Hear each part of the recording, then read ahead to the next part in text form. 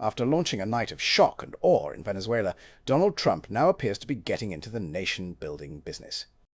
In a remarkable press conference at his Mar-a-Lago resort on Saturday morning, the president announced that U.S. forces had successfully captured Venezuelan President Nicolas Maduro and his wife in an overnight raid in Caracas. Then Trump said a team that included Secretary of State Marco Rubio and Secretary of Defense Pete Hegseth, working with Venezuelans, will be taking control of the beleaguered nation. "We are going to run the country until such time as we can do a safe, proper and judicious transition," he said. What exactly running the country actually means is unclear, but the pledge represents an abrupt change of course for the president, rife with contradictions and daunting obstacles.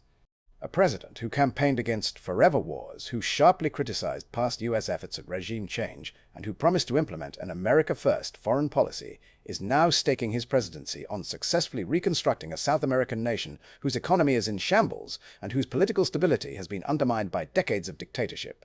Yet Trump was relentlessly optimistic. He said his administration has a perfect track record of winning, and that this would be no different. He pledged to recruit American energy companies to rebuild Venezuela's crumbling industrial infrastructure, providing funds for the American reconstruction efforts and benefiting the Venezuelan people.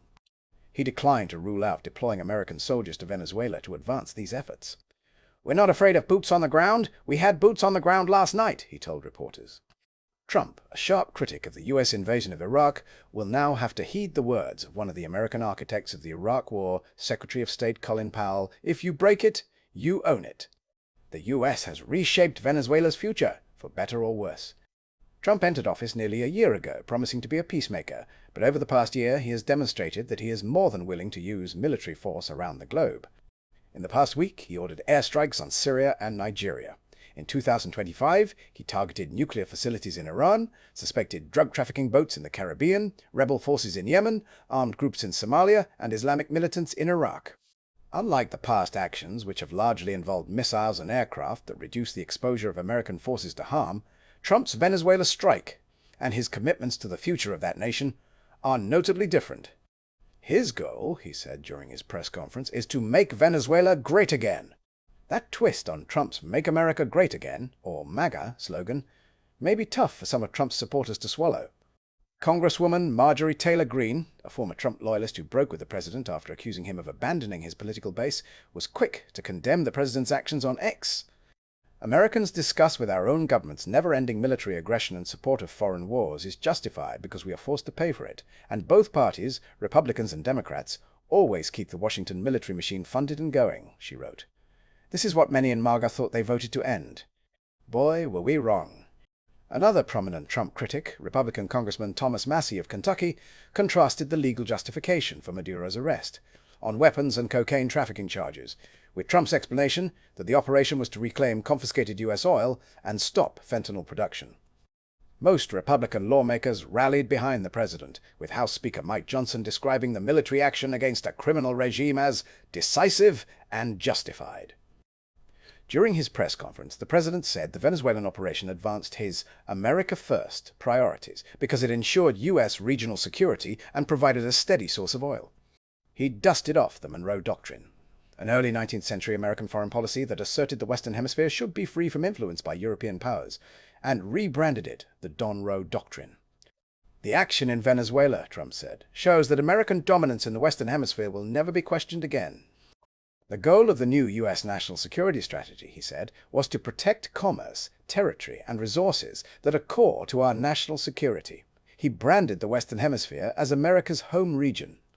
Trump's decision to capture Maduro will raise larger concerns of global politics, however, and American relations with the world's other major military powers. The Chinese Foreign Ministry issued a statement expressing shock and condemning what it said was a reckless attack on a sovereign nation. During the Biden administration, the U.S. offered similar condemnations of Russia following its invasion of Ukraine. Now, the Trump administration is trying to broker a peace deal between those two nations, one that has frequently appeared to be more favorable to the Russian side. Don Bacon, a centrist Republican congressman who is retiring at the end of this year, expressed concern about the message Trump's actions might send. "My main concern is now Russia will use this to justify their illegal and barbaric military actions against Ukraine, or China to justify an invasion of Taiwan." Trump's Democratic critics were more direct.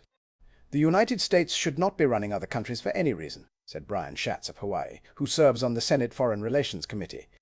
We should have learned by now not to get involved in endless wars and regime change missions that carry catastrophic consequences for Americans. Congressman Hakeem Jeffries, who could become Speaker of the House if Democrats take back the chamber after November's midterm elections, said Maduro is a criminal and a dictator with a record of human rights abuses. But he condemned Trump's decision not to consult with legislative leaders prior to launching the attack. Donald Trump has the constitutional responsibility to follow the law and protect democratic norms in the United States, he said. That is what putting America first requires. Trump, in his press conference, said that he chose not to inform Congress because he was concerned they would leak details of the operation prior to the attack. That military operation was a success, with no American deaths and limited damage to U.S. equipment. Trump, with his typical bravado, described the operation as a spectacular assault, and one of the most stunning, effective, and powerful displays of American military might and competency in American history. Now he is staking his presidency on that success, continuing, as the U.S. says it will take over running and rebuilding Venezuela, though what that actually means we don't know. He and his team must strengthen a nation that has been in turmoil for decades while stabilizing a region that is sure to be wary of what Trump's foreign policy has in store for them.